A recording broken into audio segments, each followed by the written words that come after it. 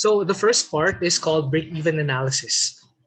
Okay, so break-even analysis, basically we determine the level of output or the level of production that we will target such that we ensure that the profitability of that endeavor is positive or hindi tayo malulugi. At the end of this lesson, goal natin is to be able to set up cost, revenues, and profit functions. Secondly, we should be able to perform break-even analysis. And then third, we should be able to solve profit maximization problem. So if you're excited to learn these three, can I get a thumbs up sign or a thumbs up react, please? Okay, medyo konti lang yung excited na matutunan ito, but I hope that you'll be able to appreciate this lesson anyway. Let's start, no? So typically, if we produce more, what happens with the price is that it diminishes. Okay, so yung price natin is inversely proportional to the number of products that we have in, or the number of units of that particular commodity that we have in the market. And this is the price demand or the price quantity relationship. So typically demand is inversely proportional to price. And a simplistic way of analyzing it, but often used anyway, is to use a straight line approximate of this relationship. So typically, we use this equation P equals A minus Bx. Paano tayo nakaka-generate nito equation na to? It's usually through market studies. No? Hindi ko alam kung nakapag-fill out na kayo ng market study na parang how much would you be willing to pay to avail, no, of this product or service. Yun. So typically, ganun yung mga ginagamit ng tool to develop this equation. Now, price elasticity of demand naman pertains to the responsiveness of the demand to a change in the price. No? So if we change the price, say increase it or decrease it, how much would the demand change?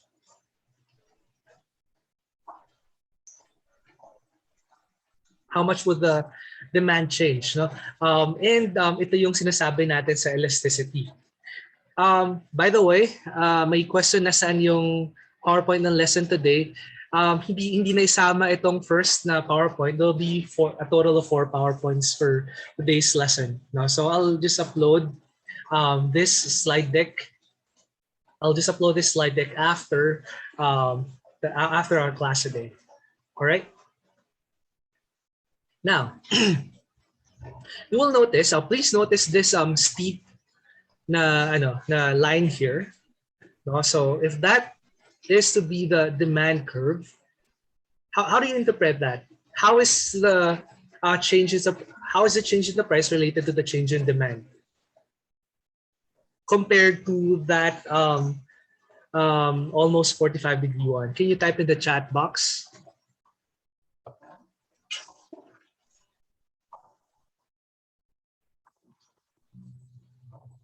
So for a change in the price,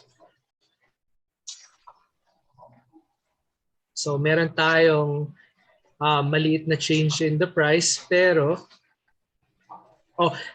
kahit meron tayong malaking change in the price, maliit yung change in the demand, diba? That's how we can interpret this. Okay, and according to Gab nga, sabi niya, the demand doesn't really change as much as the changes in the price. No? So kahit gaano kalaki yung ipinagbago, itaas ng price mo, konti lang yung pagbabago sa demand. Similarly, if we decrease the price, ganun din, konti lang din yung dadagdag dun sa demand. No? That's how we can interpret this steep graph. No? Ang tawag doon is an inelastic demand. Ibig sabihin, the demand doesn't really change much even if we vary the price. Ano kaya mga type of commodities could this demand curve represent? Anong mga sample products or services or commodities? Tingin nyo. Even if we increase the price, hindi masyado. Fuel, correct, no? Gas. Electricity, yes, no? So we still consume. Yung food, definitely food, water, mga basic needs in general. Diba? Mga basic needs in general, food, water, fuel, electricity.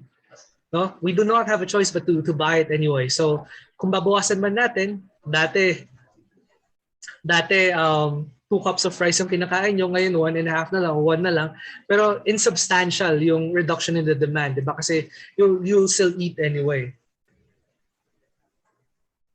Ang question is, may question tayo, phone-in question, applicable po ba ito kapag yung company ay may monopoly ng isang commodity? I believe so. Kasi ito naman, ang ano nito, nasa demand side yung nire-represent niya, di ba? So if the company, say, assuming na meron silang monopoly or oligopoly, let's say, tasan nila or babaan nila yung presyo, hindi pa rin masyadong magbabago yung demand, di ba? Kasi nga, important or necessity yung goods na pinag-uusapan natin. I hope I was able to answer the question clearly. Now, ano kaya yung itsura naman ng demand curve ng luxury goods? Class, how does the luxury goods demand curve look like? Kung sabi natin itong very steep na to is for a necessity, yun namang for a luxury good, we expect that it would be almost flat, di ba, class? O tama, sabi ni Margaret, it would be almost flat. Bakit? Ang luxury good, since hindi natin siya masyadong kailangan, if you increase the price, or say, if you decrease the price, malaki yung magiging change in the demand, no?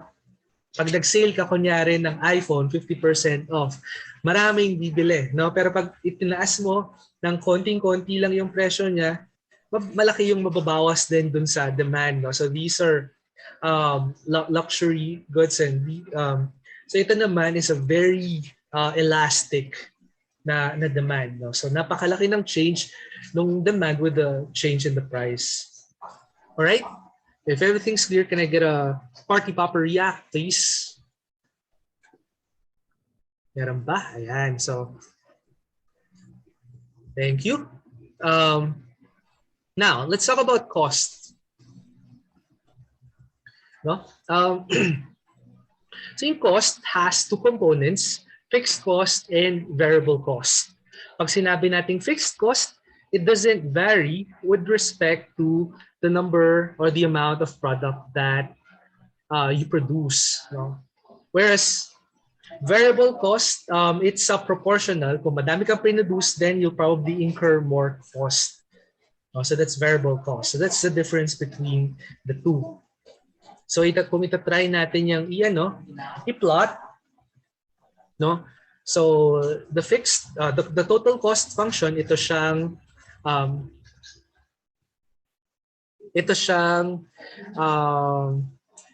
diagonal line here, no? The fixed cost is this much, itong nandito sa bandang baba. Let me annotate that.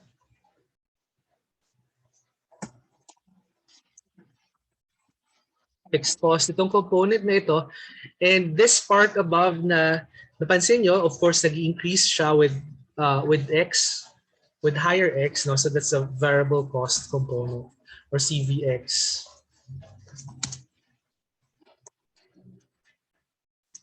Variable cost. Okay. Now, question. Ano-ano kaya yung mga examples ng variable cost? If you're, let's say, in a laptop manufacturing business, what examples of variable cost would you incur? Anyone? Please type in the chat box, please.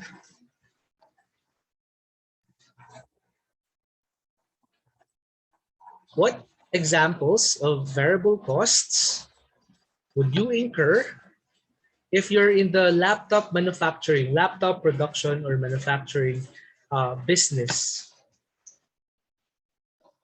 Anong kinds of expenses? Anong kinds of costs? No? So Ayan, may nagsabi, materials, yes, no? So, of course, if you need to produce more, then you need to purchase more materials, no? So that portion of the cost actually varies with the amount of product that you need to produce. Yeah, so materials, correct. What else? Keep them coming in the chat box.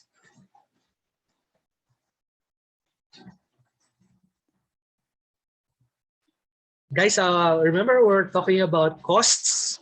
Ano-anong mga costs ang yung mga ma-incur natin that you believe are variable cost or nag-increase sila if we decide to produce more.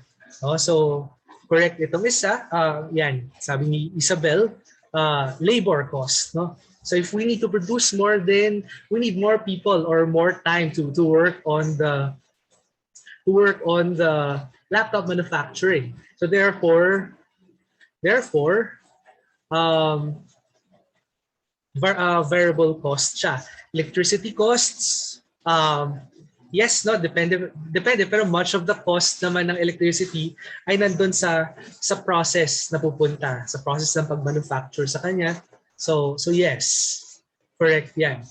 Now, question, ano naman kaya yung mga fixed costs that we could possibly incur in the same business?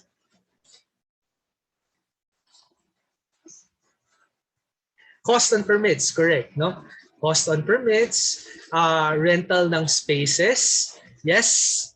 The cost of purchasing the machinery. Although, syempre, yung cost ng purchasing the machinery at the beginning yan, pero we can sort of amortize it.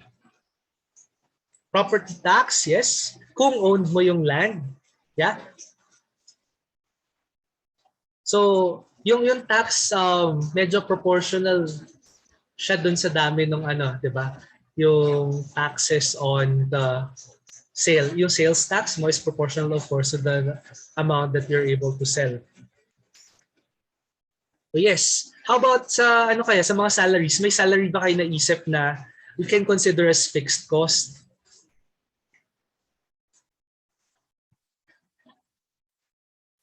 Of course, part of the salary na pupunta sa labor, yung mga gumagawa ng laptop, no? Themselves, no? And that should be part of the variable cost. Pero ano kaya mga klase ng salaries yung pwede nating ma-classify under fixed cost? Correct, no? Sabi ni Margaret, yung mga nasa admin, if you need to pay a CEO or a COO, regardless kung gaano karami yung ipoproduce natin na laptop, you'll pay them the same, right? Yung mga tao sa admin, sa HR, sa advertising, yes. Sa marketing, yes. So fixed yan. Yung security guard, let's say, di ba? Regardless kung hindi ka mag-produce per given month, you need to pay them anyway. No? So that could possibly go into fixed cost.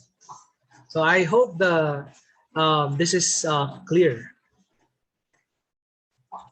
Alright, so punta tayo sa next slide. Oops, nasa ng ating pangbura ng mga annotation. Yan. Ngayon naman, pag-usapan natin yung revenue function, the total revenue function. Yung revenue is equal to the price times the amount of products that you're able to sell. No? So basically, yung revenue is what you get. So the cash flow that you get for selling a number of products at a certain price. No? In Tagalog, ano kaya itong revenue? Yes. Anong revenue sa Tagalog? Kita. Okay, so we call that kita. Lahat ng napagbentahan mo, na yung money nun, we call that kita. So that's revenue, no? Mathematically, revenue is equal to the price times the amount that you're able to, or the quantity that you're able to sell. But remember, yung price is also equal to the quantity, diba, that you produce. And there is an inherent assumption in this equation na lahat ng produce mo, mabibenta mo. No? So, yun yung tinatry din talaga natin yung optimize. Alright? Now, remember, itong P of X natin is a downward sloping line. Yeah? So, how would the revenue function look like? Tingin nyo. Can you describe in the chat box how the revenue function's shape would look like?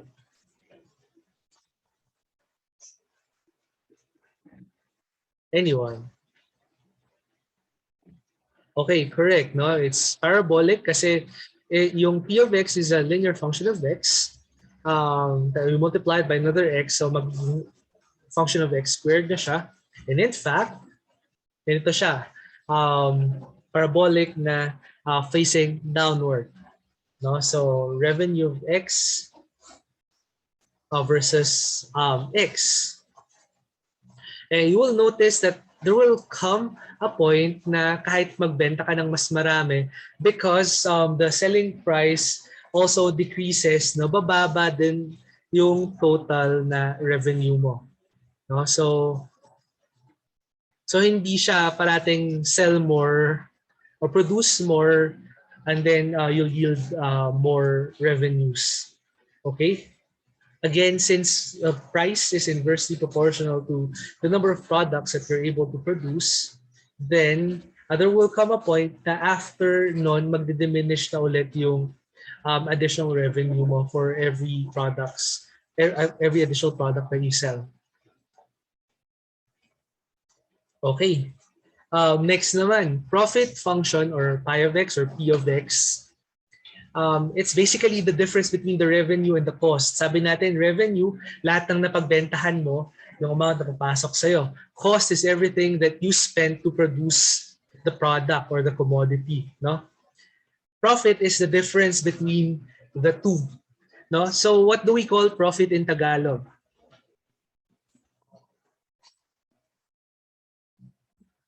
Okay, I guess we're all on the same page. Tubo yung tawag natin sa kanya. It's basically the margin between the revenue and the cost. No? Pag sinabi nating profit is positive,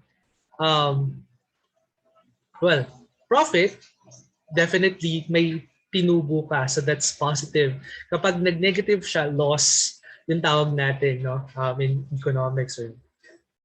So, wala tayong tubo, actually lugi kapag negative, di ba? So, gaano kalaki yung lugi mo, that's negative profit. Alright? And mathematically speaking, the profit function is just basically the difference between R of X minus C of X. Alright?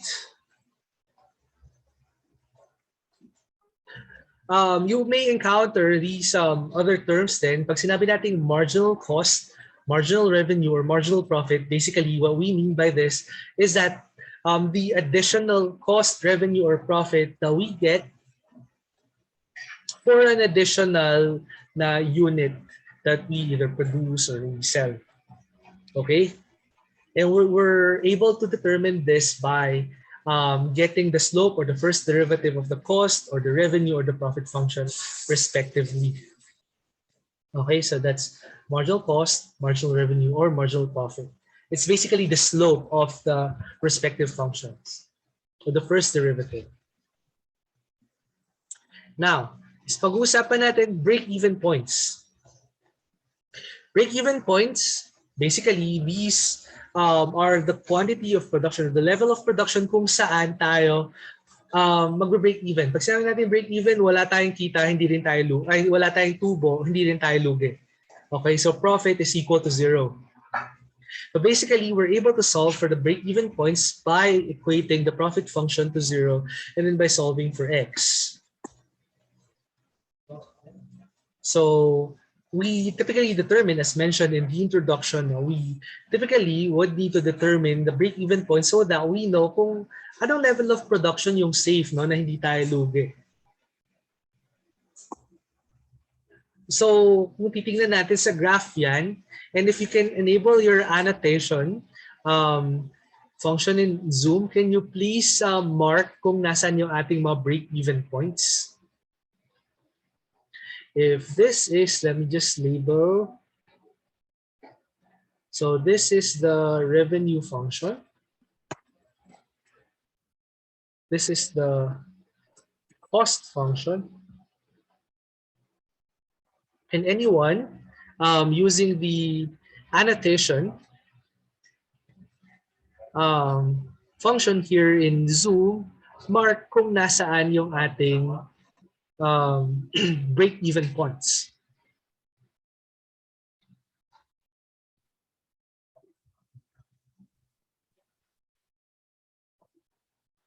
Okay, so may mga nag-type na sa chat box, no? It's the intersection of the two functions. So, sige, sulatan natin. Basically,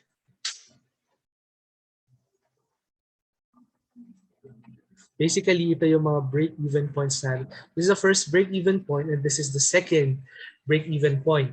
Pero ang concern tayo malaman ano yung level of production and therefore, we try to look for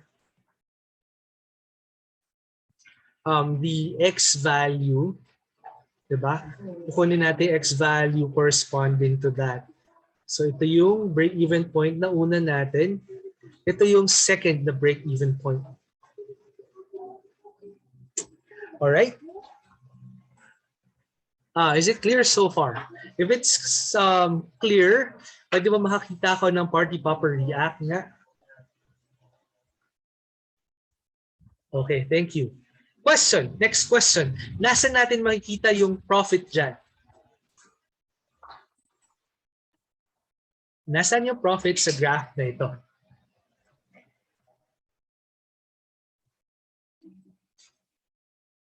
Anyone?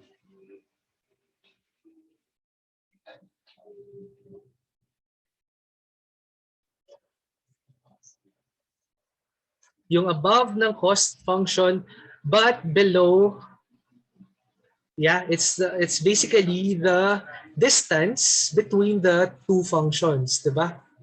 And let me clarify that it's not the area that we're looking for kapag we're talking about profit, no?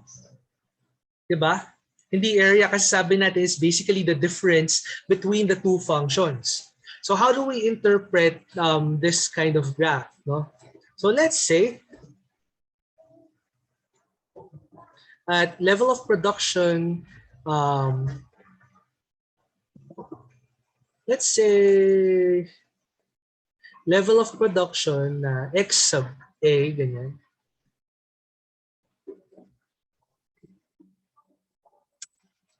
Okay, for level of production X sub A, i-ano natin yan, i-project up natin.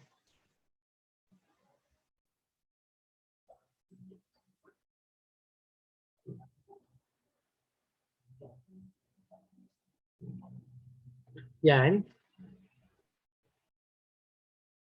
So this much is the cost that you incur for producing XA, diba? Tama? Can everyone follow?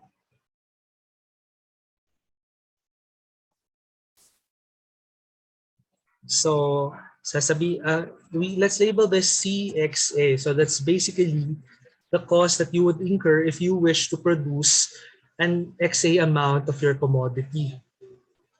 Diba? Yung ano naman, yung revenue, assuming that we're able to sell everything that we produce, ito yon, that's the revenue that we gain for producing and selling XA amount of the commodity or our product, di ba? Nasaan yung profit dyan? For any given X, yeah? For any given X, yung profit is basically the difference between RX and CX. So it's just a vertical distance that we're looking at.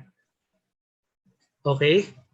So ito yon, yung profit na pinag-uusapan natin dyan, itong vertical distance na to. Okay? So that's the profit. Gagamit na lang tayo ng letter P class kasi walang pi dito sa ano. That's the profit if you produce X sub A na quantity ng ating product. In general, if you look at this graph, tingnan mo lang yung distance or yung vertical distance between the cost function and the revenue function. That would be the profit for that given X. Papansinin nyo rin for this region to the left of the first break-even point, negative yung profit natin, di ba? Pababa. Mas mataas yung cost kaysa sa revenue. Ganun din after the second break-even point, mapapansin nyo rin dyan, yung revenue function natin nasa ilalim ng cost function and therefore that also signifies negative revenue. Negative profit rather. Di ba? Can everyone follow, class? Class? Hello? Okay, ayan. Thank you. Next question. Dito ba sa crest ng revenue, dyan din natin makikita yung yung maximum profit?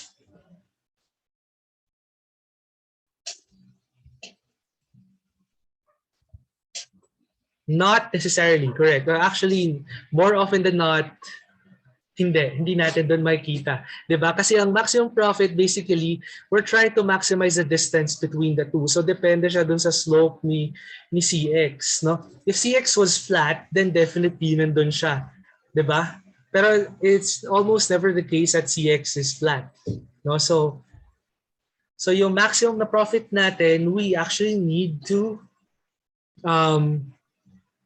perform optimization to solve for the maximum or the demand that maximizes the profit. All right. No, so I'll move to the next slide and let me just clear this.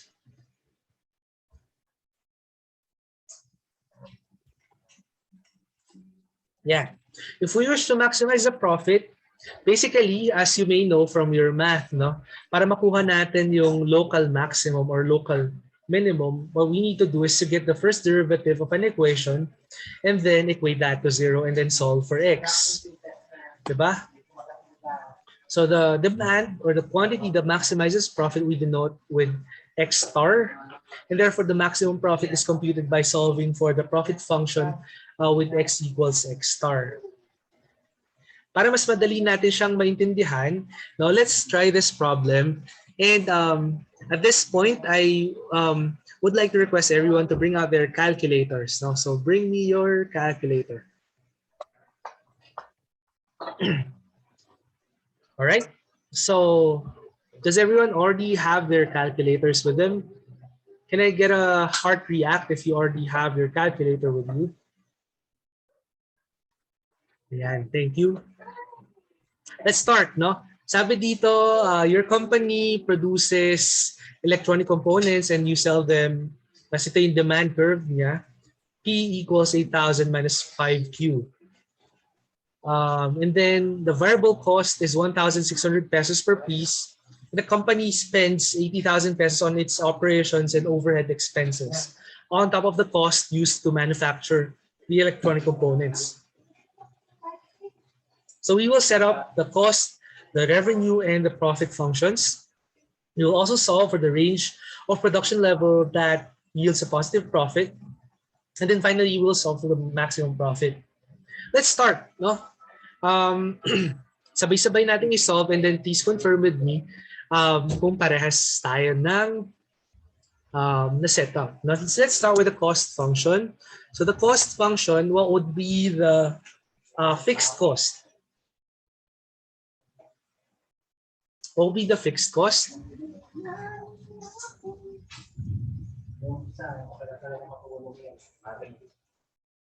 Okay, correct. No? So the fixed cost would be 80,000 pesos. And then what would be the variable cost? No? So the variable cost, sabi natin, is equal to P of X times the quantity Q.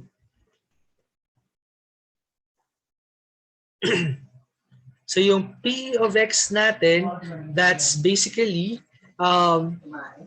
what's P of X? P of X is basically 8,000, oops.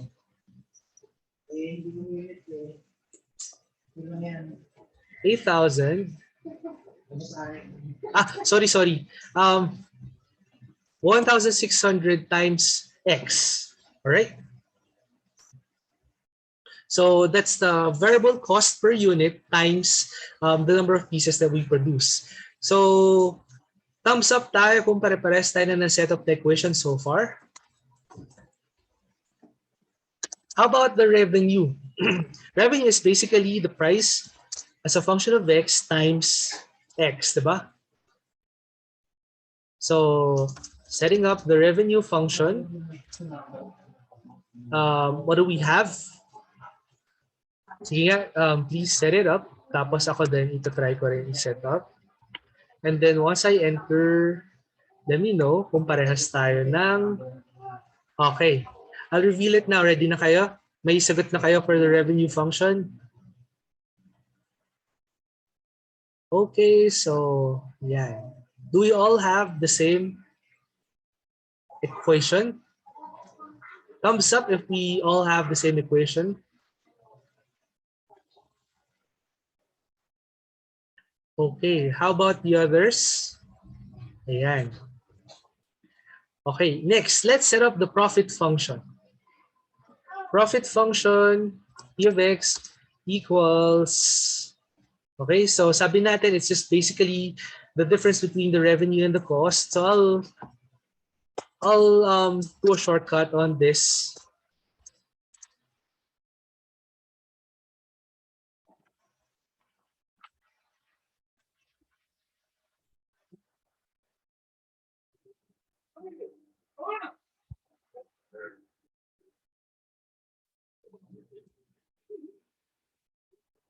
Question class. Pwede ba nating palitan yung Q ng X?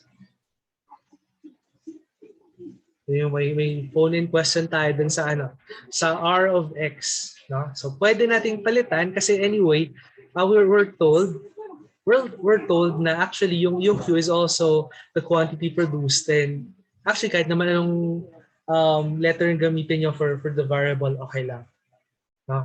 So I'll enter na kung ano yung yung profit function natin, and please give me a party popper react kung pare-parehas tayo.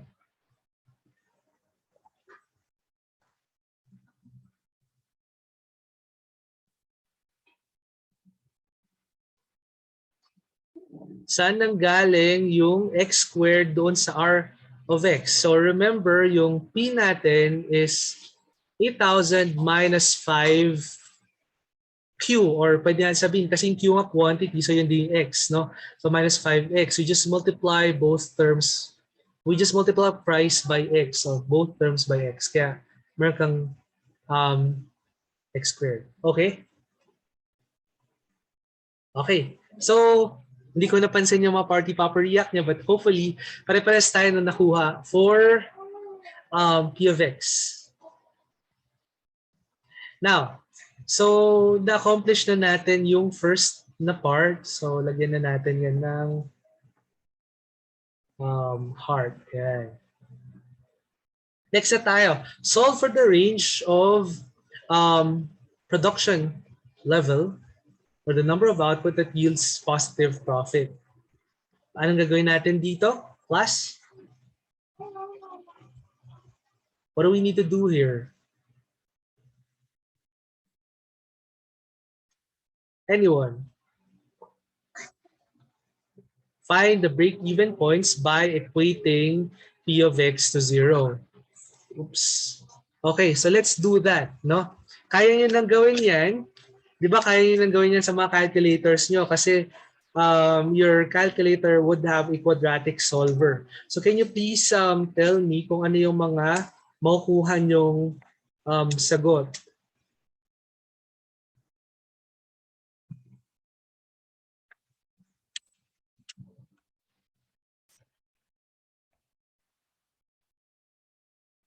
Type them in the chat box once meron na kayo.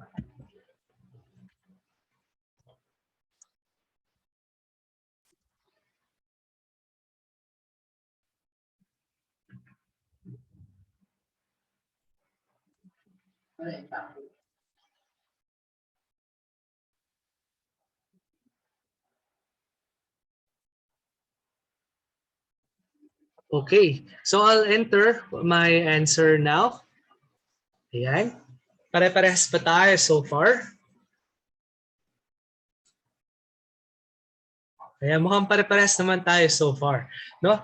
However, if we are to produce electronic components, we do not produce fractions of it.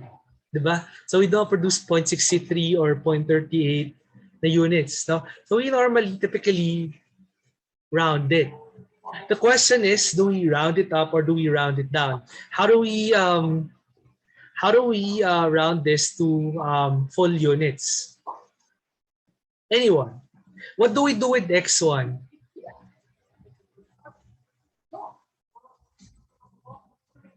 In general, yung lower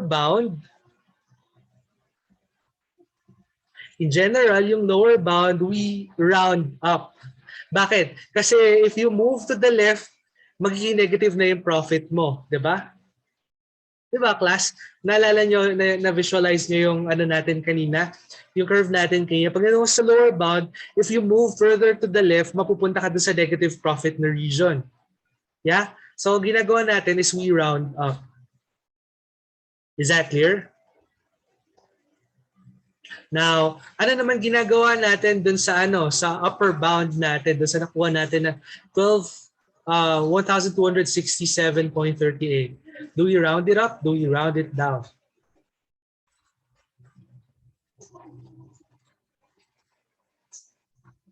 Okay?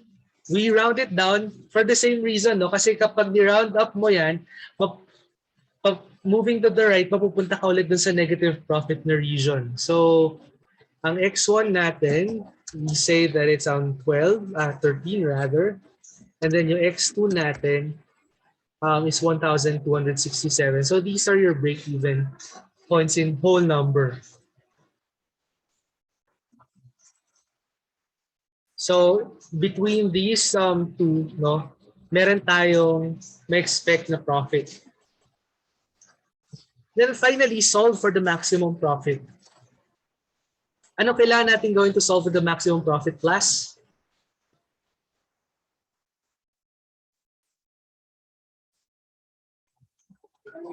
We set the first derivative of the profit function to 0, and then solve for x. Sige nga. Solve natin ng sabay-sabay ulit, class, ha? First derivative of the profit function equals negative 10x plus 6,400. So this is M2 for the marginal profit. Pare-pares ba tayo ng so far ng first derivative?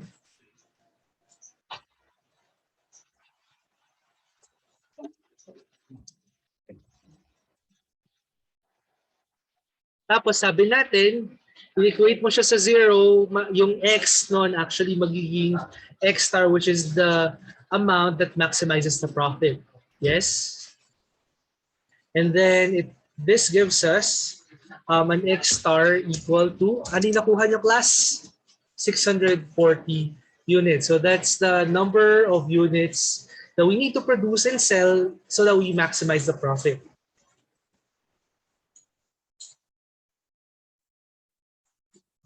Clear ba, class?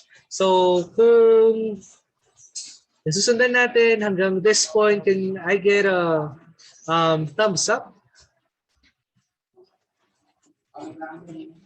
Ayan. Okay, last step for this exercise. No? What is the maximum profit? The maximum profit is just basically the profit function with x equals x star. No? So what is that equal to?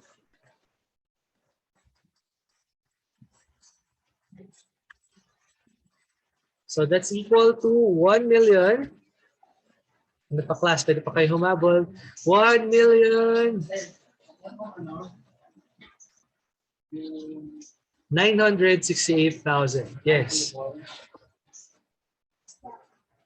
Basically, isa-substitute lang natin 640 dun sa X.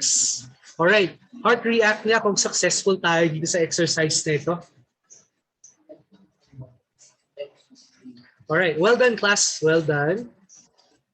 So, ayan, pwede nyo na ma-perfect itong part na ito.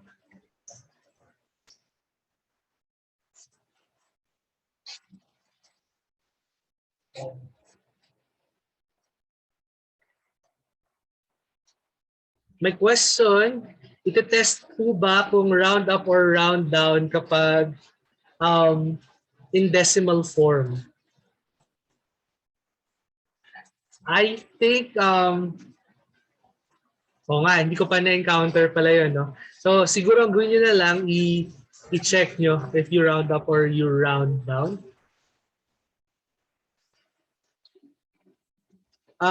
There's a question on how to get values of x1 and x2. Basically, in-equate mo lang to 0 yung profit function and then you just solve for x. Basically, root finding problem siya. Alright? So, ano yung ini-imply nung x star equals 640? X star is the amount that maximizes the profit. The number of products that you need to produce and sell so that you maximize the profit. Okay? So, that's the first part of our lesson today. Punta na tayo sa next part. Okay? Sinong may energy pa? If you still have energy, can I get ano bang tawag to? Yung joy react, yung laughing while crying na react.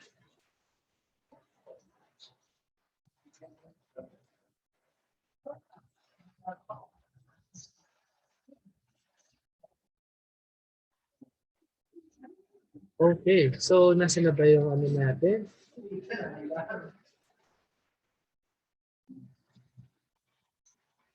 Alright, so ito na yung next na set of slides natin.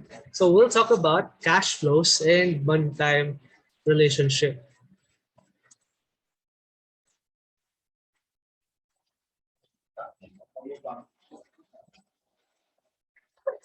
So ito naman, at the end of this part of the lesson, you should be able to explain the concept of interest and the time value of money.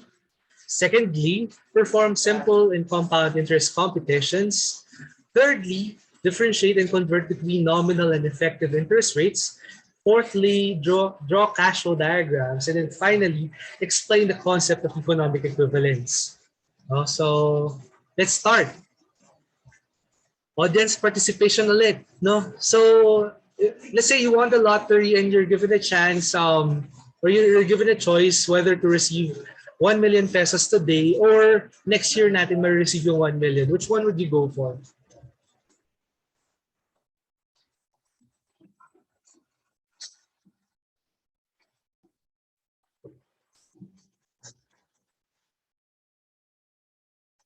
Alright, so almost everyone answered na gusto nilang makuha yung 1 million pesos today. And actually, that's a very good decision, no? Because a peso today is better than a peso later. That's our CE22 principle number 1. So CE22 principle number 1, a peso today is better than a peso later. So even if they have the same face value, 1 million pesos, no, para sa 1 million pesos, a cash flow that occurs earlier is always better. And this principle also works for non-cash resources too.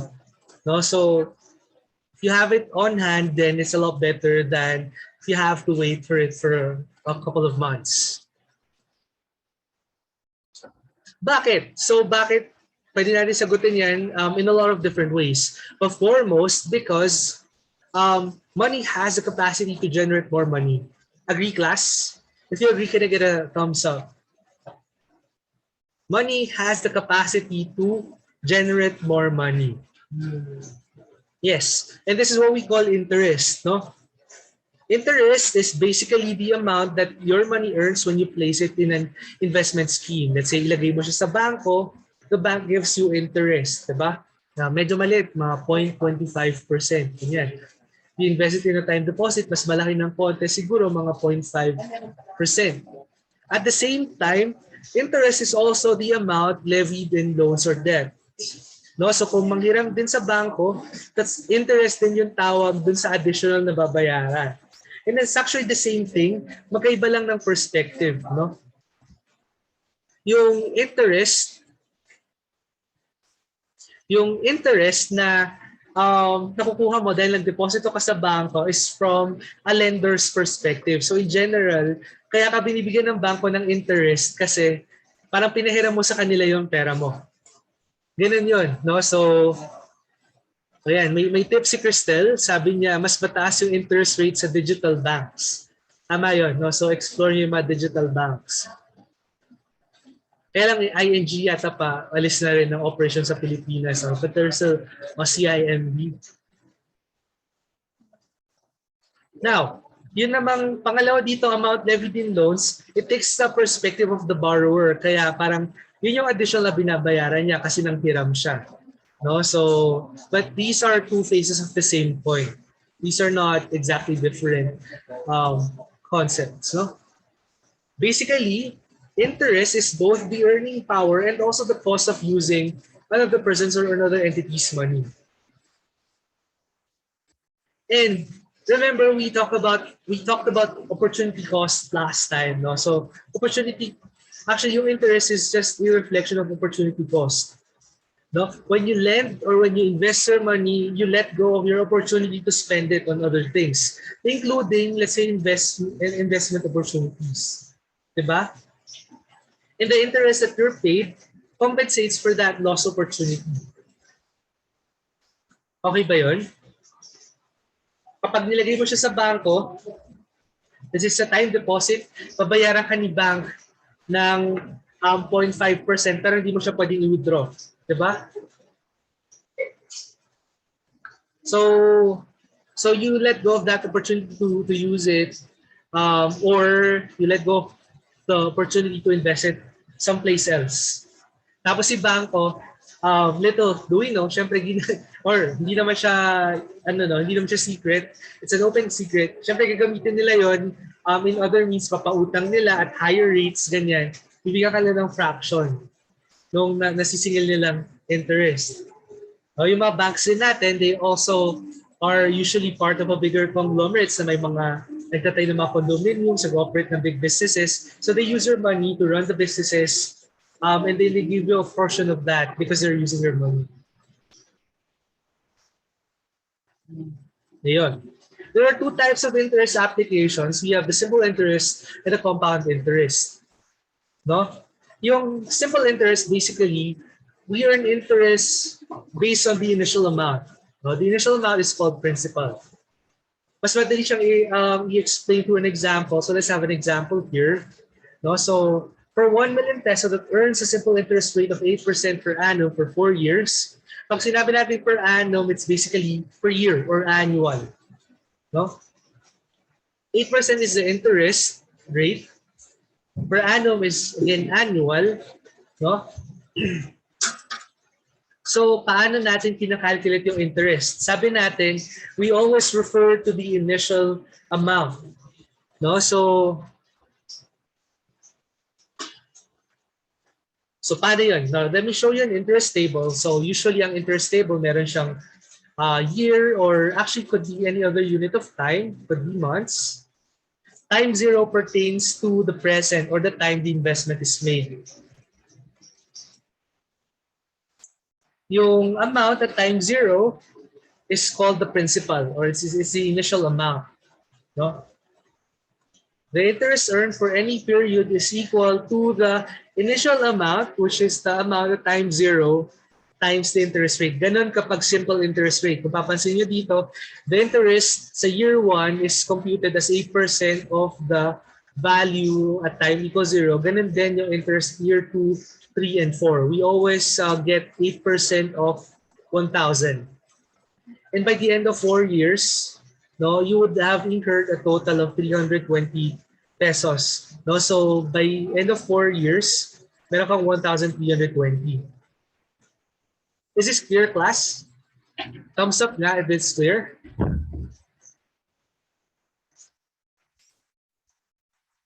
Okay, sige. Next tayo. So, yung konti lang actually yung application ng simple interest, no? Naghanap-hanap ako. Ang nakita ko lang actually is yung sa mga sa mga treasury bills and bonds, no? So, alam nyo ba na pwede nyo pautangin yung government natin by buying treasury bills or treasury bond or bonds. And then they give you an interest in return, no? So, they return it to you with an interest. So, yung as of last year, 2.375% siya. In contrast, yung compound interest naman, actually, yung interest ay kinakalculate mo from the current cumulative amount, including yung mga interest na na-earn na natin. Ibig sabihin, for compound interest, yung na-earn mo na interest also earns more interest. No? So, mas madali ulit siya kapag example, pakita natin sa example, no? At the start of year, yung year 0 is actually the start of the first year. Yung year denoted as 1 year is the end of the first year. No? So at year 0, let's say you have 1,000 pesos. At the end of the first year, sabi natin ang ma-incur natin ay 8% of 1,000 which is 80. So dadagdag yan doon. Pero when calculating the amount of interest that we earn for the second year, imbes na bumalik tayo sa 1,000 pesos, ang basis na natin is the current na cumulative amount, which is the 1,080. So, from the 1,080, doon na natin i-compute yung 8%. Kaya, meron tayo ditong 86.40. No? We do the same for year 3. Ang ginagamit nating amount na interest for year 3 is just 8% of what we have by end of year 2, and so on. Kaya kung mapansin nyo dito, by the end of year 4, mas malaki siya. Diba kanina 1,320 lang. Ngayon, 1,360.46. Kasi nga, yung mga na-earn mo na interest also earns interest on top. Alright? Is this clear, class? Okay, so if it's clear, can I get a joy react? Again, yung ano siya, yung crying while laughing react. Ito naman is just simply a mathematical expression of how we calculate. And basically, yung future amount is just basically the present amount of the principal times 1 plus I raised to the n. No? So, ganun lang siya, put simply. Pansinin nyo, nag-start ka with an initial amount P. So, at the end of year 1, ang meron ka is P plus I. No? But I is also equal to P times the interest rate. So, basically, that's P times 1 plus I. At the end of year 2, it's just equal to whatever you have from year 1 plus the interest that you incur over the second year. No, so that's basically P times 1 plus I plus P times 1 plus I times I. No, so i-factor out natin yung 1 plus I, we're left with 1 plus I times 1 plus I times, kaya meron ka maging square dito. We can do the same for the succeeding years at ang kakalabasan nga yun is P times 1 plus I raised to the n. Now, you cannot normally choose the type of interest application. No? So typically naman yan, inherent yan dun sa type of transaction. But in most cases, particularly sa mga economic analysis of projects, we usually use compound interest applications. So ito, class, let me just give this to you as an exercise kasi nandito rin naman yung sagot, no? So please work on this at your own time. So nandun yung solution. Next tayo, periodic compounding. So sometimes yung interest natin, sabihin yan, okay, 8% per year. Pero actually, yung interest ina-apply niya more frequent than a year. No? So ang tawag doon ay compounding within the year. It could be, so yung typical, yung annual, pero it could be semi-annual. Ibig sabihin, parang kalahati ng interest, i-apply niya for the first half of the year, and then the other half, the interest rate, i-apply niya at the latter part of the year. Ganun siya. Quarterly, 4 times, monthly, of course, 12 times, daily, or continuously. To give you a clear illustration, again, mas madali mag-explain kung may illustration tayo. For instance, if we're told na, okay, this loan has 8% interest compounded semi-annually, or this investment gives you an 8% interest compounded semi-annually, yung ibig sabihin nun, yung kalahati ng 8%, you already apply for the first half of the year, and then the other half, the other 4%, ina-apply mo siya for the second half of the year. No? So, and then yung principal na na-earn mo na for the first half, a-add na siya dun sa principal na magagamit natin for the next compounding period. So for instance, start ka with 100 pesos. No? At the end of 6 months, mag-accrue ka ng interest na 4%, which is equal to 4 pesos. And that brings the total amount at the end of 6 months to 104 pesos. Now, ngayon kung gusto natin i-calculate yung may interest na may incur natin at the end of the 12th month, we now use yung 104 pesos na principal. And therefore, pag kinompute natin yung 4% ulit nun, that's equal to 4.16 pesos, which brings our total to 108 pesos and 16 centavos at the end of the year. Note na kung simply 8% lang yung in-apply natin, diba 108 pesos lang yun. So this is slightly higher. Ang tawag dun sa declared na interest rate or yung 8% ay nominal interest rate, and yung 8.16% dito, which is the actual growth of the money or increase in the value of money, is called the effective interest rate. Alright? So yung pinagkaiba, yung nominal interest rate, yan yung dinideclare ng bangko. Pero sasabihin din nila kung gaano ka dalas yung compounding. No? And then yung 8.16%, yung actual na paglaki ng pera, whether it's savings or loan, no? That's the effective interest rate.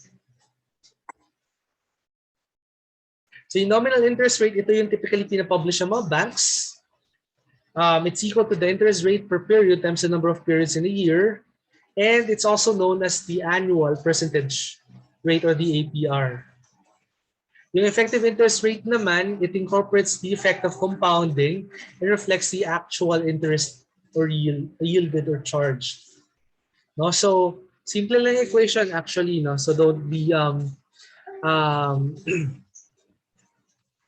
ba? Don't be overwhelmed by this. Basically, yung effective interest rate is equal to just 1 plus R is the nominal interest rate, M is the number of compounding, so 2 siya kapag semi-annual, 4 kapag quarterly, 12 kapag monthly, 365 or 366, it doesn't matter. No? Kung gusto i-calculate yung daily, and then infinity yan kapag continuously. Ngayon, madali lang siya sundan, so I'll also leave it to you to calculate itong mga effective interest rates for a nominal interest rate of 3% with different compounding. Kung mahirapan tayo, kung meron may challenge, please consult your instructors. Alright? Buhay pa so far? Kung buhay pa so far, can I get a party popper react na ulit?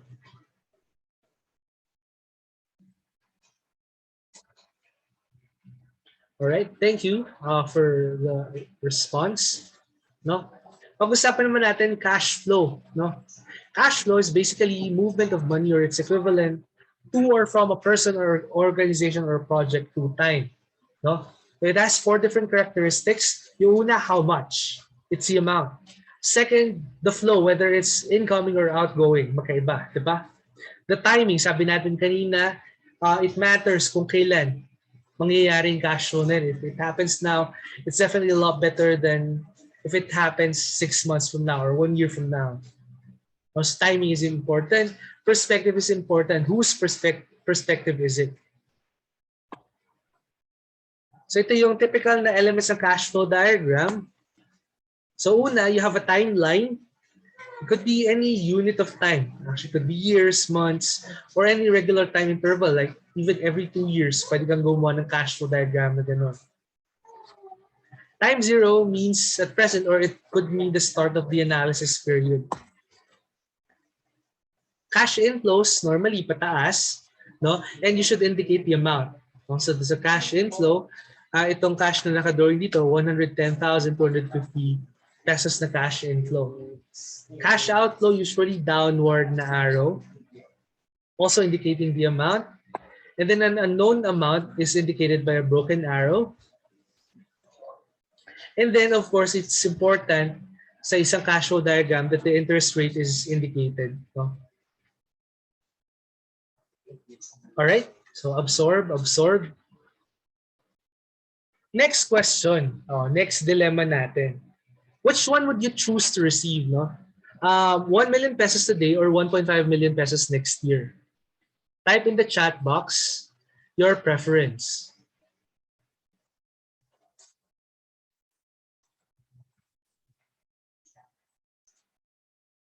₱1 million today or 1.5 million pesos next year. So it's a good mix, no? It's a good mix. Merong hindi sure, hindi makapag-decide. Marami yung 1.5 million pesos next year. Meron yung kukunin na yung 1 million pesos today, no? So sabi nyo nga, yung iba sa inyo nahirapang mag-decide, no? But before we decide, it's imperative that we know how to compare them, no? 'Di ba? Now, hula ko kung paano nyo sila kinompare. No? Or pag-usapan natin yung mga train of thought, no? So we can only compare them by moving one cash flow to the same point in time kung saan natin siya i-compare na cash flow. 'Di ba? So for instance, yung isang pwede nating tinignan is that okay, if I get the 1 million pesos today, how much would I be able to make of that by next year? 'Di ba? Yun yung isang train of thought natin. Aabot ba siya ng 1.5 million? Kaya ko bang palaguin yan ng 1.5 million or better, even better than 1.5 million? Kasi kung kaya, I'd rather go with the 1 million pesos today. 'Di ba, class? Pero kung hindi ko kakayanin na kahit anong effort ko o sobrang laking effort ng kailangan para umabot to 1.5 million and by next year, and then I'd rather get the 1.5 million next year instead. Pares ba tayo ng train of thought, class? Diba? Pwede rin na si 1.5 million pesos yung dalhin natin to the present to compare, no? So let's say how much would we need to for us to be able to get 1.5 million pesos by next year, no? Kung mag-invest tayo today. Diba? Pwedeng ganun din yung train of thought natin. But in any case, we brought them to the same point in time para ma-compare natin sila. Yung moving cash flows through time, ang tawag natin doon ay discounting or compounding. Compounding pagpapunta sa harap, moving forward in time, no? Moving to the future. No? So compounding, when we compound cash flows, we multiply by 1 plus I for every time period that we move it by. So kunyari, gusto natin i-move yung cash flow 2 years from now, no? Tapos ang interest rate is 10% and we multiply it by 1 plus 1.10 twice. Moving back in time, we divide it by 1 plus I. So ang tawag naman natin doon ay discounting. Alright? Now, third question. Ito. Ay, sorry. Di pa pala ito third question. Nasa next slide pa pala. No? Yung ano pala dito, yung gusto kong i-emphasize dito sa slide na to is that ang ginagamit natin, ano yung dapat na ginagamit nating interest rate? It's actually a reflection of your assessment kung gaano sa tingin mo kalaki yung i-grow ng amount then over the span of a year. Alright? The interest rate na gagamitin natin, it depends on how much you think the amount will grow over the span of a year. Ito na yung pangatlong dilemma natin. Which one would you choose? 1 million today or 1.2 million pesos next year?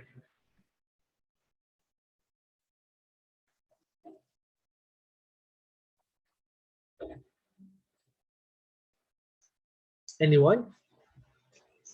Pwede namang, pwede nyo sabihin na nahirapan kayo mag-decide. Pwede namang pwede pumili. Up to you.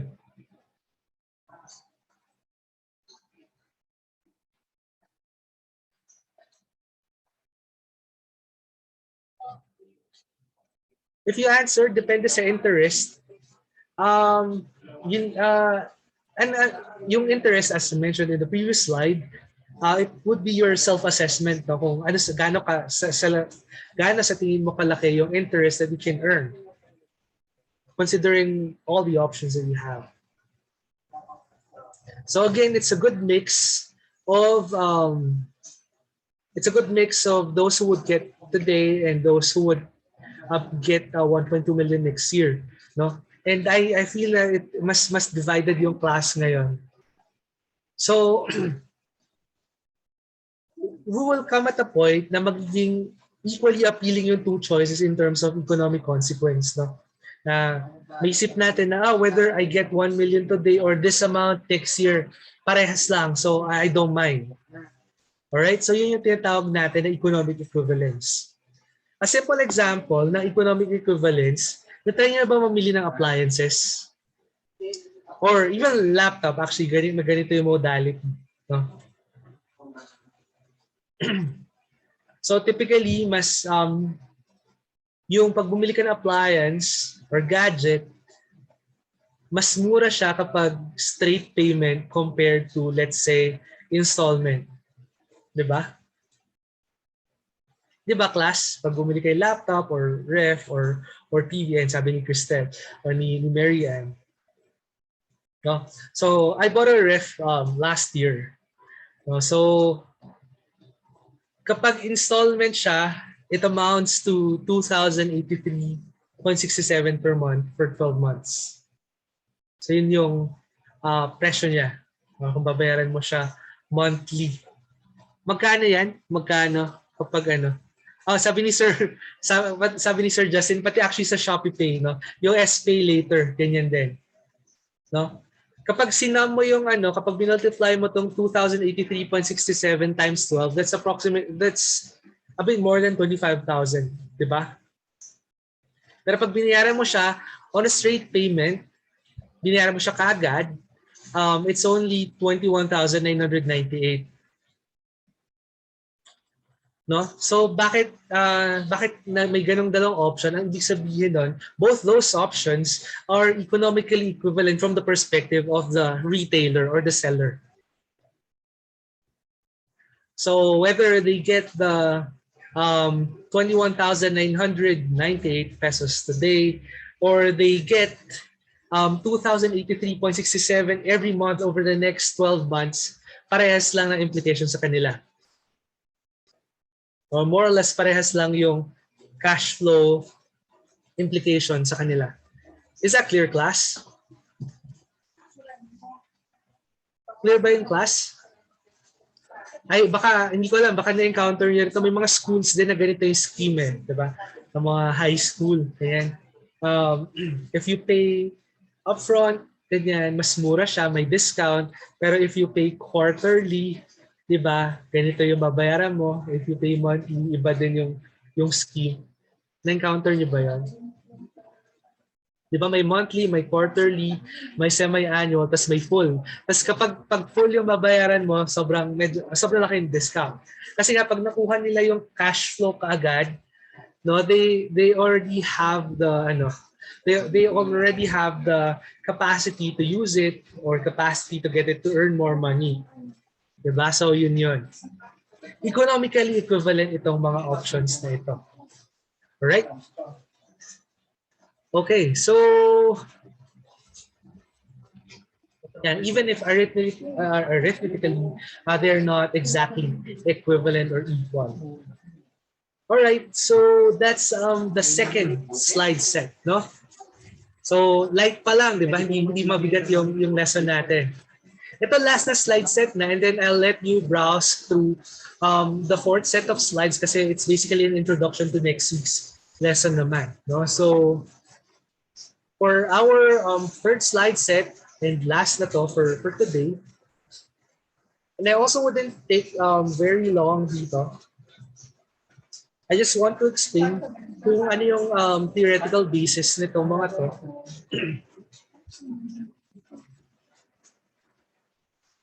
How do we calculate cash flow equivalents?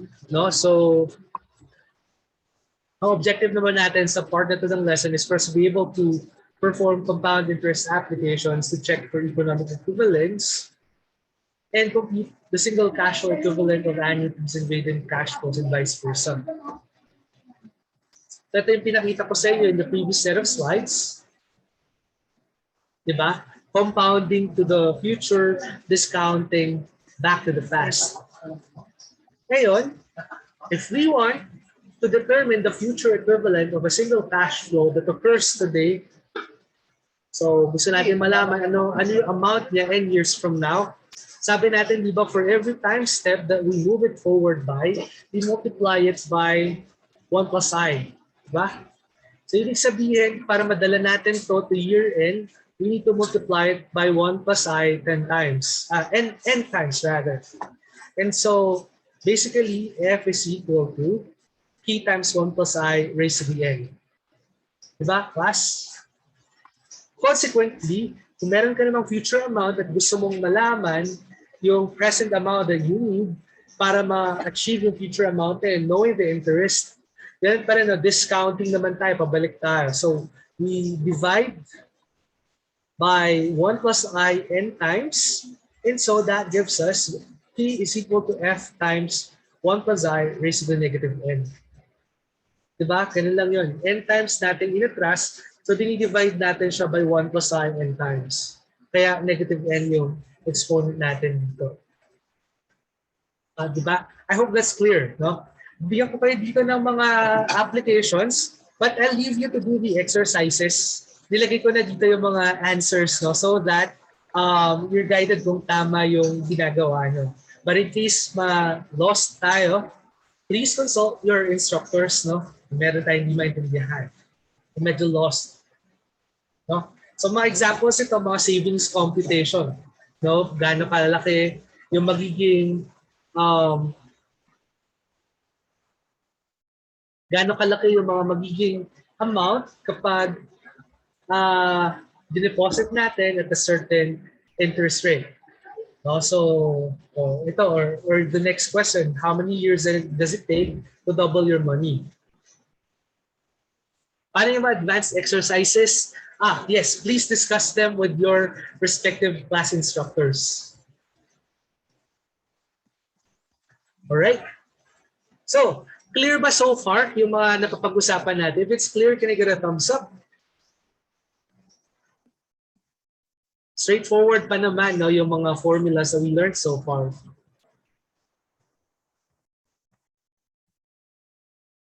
Actually, hindi lang siya necessarily from the time zero to some future na time or from the future back time zero. Pwede siya from any point in time to papunta to the future or to the past. Pwede mo siyang gamitin.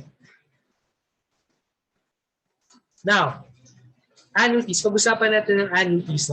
Annuity is a series of cash flows with equal amounts. So constant yung amount niya and it occurs regularly, no, every period. No? So karamihan ng mga loans, no, car loan, housing loan, annuity yan, yung phone bill nyo na naka-line kapag hindi kayo lumalagpas doon sa sa credit limit nyo, that would be an annuity kasi regularly occurring cash flow yan. Hindi nagbabago yung amount. No, so that's an annuity. No? So, how do we calculate yung future and yung present equivalent nito? No? Theoretically, pwede mo namang ilipat sila isa-isa to the future. Pero merong systematic way to do that, and that's what we'll learn here. No? Papakita ko na ito yung formula, but let me just show to you how it's done, no? How that formula was derived. No? So yung annuity, sabi natin, it's a series of cash flows with an amount A, no? From year 1 to year N. So kung gusto natin dalhin lahat into the future, itong unang annuity na ito, yung pinakadulong annuity occurring at year N, ang value niya at year N is also A, di ba? Yung annuity na nag-occur at time N equals N minus 1, you need to move that 1 year forward. Kaya minultiply natin siya by 1 plus I. Yung katabi niyan sa kaliwa, i-multiply natin by 1 plus I twice, and so on, di ba? So yung annuity na nag-occur at year 2, kailangan natin siya i-multiply by 1 plus I and minus 2 times. And finally, yung nag-occur at year 1, multiply natin siya by 1 plus I and minus 1 times. Now, you will notice that this is actually a geometric series. And the sum of a geometric series is equal to A sub 0, which is the first term, times 1 minus R to the N over 1 minus R, where R is actually the constant factor that you multiply the first term by, and the succeeding, you multiply every term by, tapos yung N is the number of terms that you have in the geometric series. No? So yung R natin dito is 1 plus I, and yung N is equal to capital N. Substituting that gives us this equation. Diba, class? Simple lang. Hindi na natin kailangang isa-isahin i-move sila to the future. No? Here's another example. So, Val and Valley are my college friends. No? So, totoong tao sila. And totoong kinasal sila on their 100th month together. Pero hindi ko naman tinanong kung magkano nagastos sila sa kasal. No? So, pero, yung 300,000 na yan, that's my estimate nung ako naman yung kinasal nung 2018. No? So, so yan. Alam niyo, may basis na kayo kung paano magpo-compute kapag kapag gusto niyo pag-prepare na for your wedding, gusto niyo sundan to. No? So, they wanted to put up a wedding savings fund. At gusto na malaman kung magkano yung kailangan lang itabi every monthsary para makabuo sila ng 300,000 on their 100th month together. So yun. Basically, it's a direct application of this formula. So kayang-kaya niyo yung class. Next naman, present equivalent of annuities and vice versa. So na-derive na natin kung paano kunin yung future equivalent nila. Tapos alam natin if we have a future na na cash flow, kaya nating kunin yung present value nun, di ba? So it's just basically working with these two equations. Tapos separate natin yung P. So we have the present equivalent. Typically sa loan calculations, monthly amortizations, ang ginagamit natin is yung A, yung gusto nating malaman. No? May loan amount ka na P at gusto mong malaman kung magkano yung babayaran monthly, you need to solve for A. So basically, i-isolate lang natin yung A sa kabilang side ng equation. And these are a couple more examples which you can work on. And then perpetual annuities basically is an annuity that runs from time 1 to infinity, no? It doesn't stop. At ang same lang din to ng formula, it's just that n is equal to time infinity. Pero actually madali lang i-solve to, 'di ba? Kasi i-distribute mo lang yung top, yung numerator do sa denominator natin, no? So divide mo both. Multiply mo muna by a lahat, no? Tapos divide both by I times 1 plus I raised to n. So ang may iwan sa first term mo is actually just a over I. Tapos yung may iwan sa second term mo is 1 over I times 1 plus I raised to n. Pero yung limit nun as n approaches infinity, magiging infinite yung nasa ilalim. So the second term will just be 0, leaving you with P equals M over I. Di ba? Madali lang. Tapos itong mga subsequent na to, these are just some good to know. No? Hindi sila typical for cash flows naman. May mga konting applications. So it's good to study them anyway. But itong mga to, ito naman, medyo may encounter mo sila in real life applications. Pero, if having known yung mga na-discuss na natin in the previous slides, kaya nyo supposedly to gawin. And I'd like to challenge everyone kung paano natin ika-calculate to. No? So, an annuity that starts at year 0, an annuity that starts late, no, different annuity that skips for a year, annuity that skips regularly, say every 2 years na nangyayari, a linear gradient series. No, so these are things na I wish for you to ponder on, no, after this discussion and even tomorrow. All right. So these are advanced exercises which I'd like to challenge you. Kung nahirapan kayo, please discuss this with your respective instructors. All right. Okay. So, questions?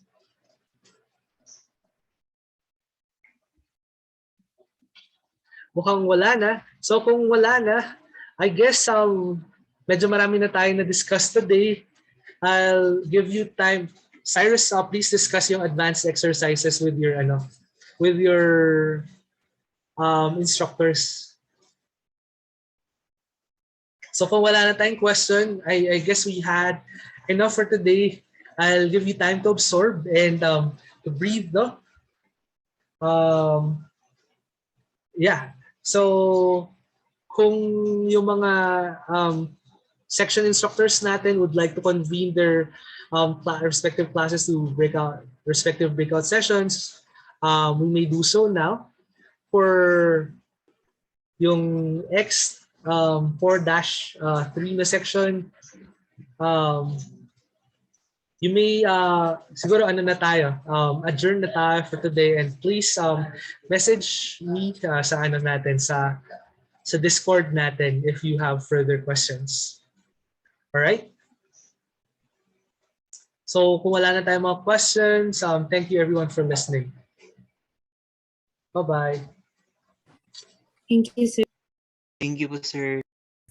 Thank you, sir. Thank you, Sir po. H. Thank you po, sir. Thank you po, sir.